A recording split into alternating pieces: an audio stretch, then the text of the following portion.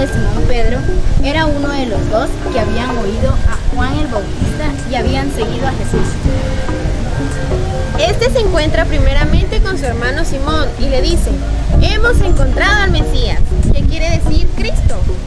Y él le llevó donde Jesús. Hola, hola amigos, ¿ya estamos listos para remar mar adentro? Bienvenidos a Un Minuto con el Señor. Mi nombre es Marian.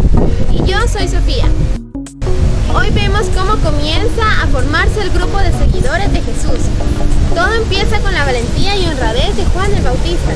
El mismo Juan habla también de Jesucristo, que sus propios amigos se van tras Jesús y se quedaron con él. Y esos a su vez hablan a otros, y así llegó Pedro. Más tarde será el primer papa. ¿Hablas de Jesús a tus amigos con entusiasmo? Gracias por acompañarnos en Un Minuto con Jesús. Nos vemos este domingo en misa. No faltes. Recuerda, Jesús te está esperando. Adiós y que la Virgen María nos acompañe por el camino de la santidad.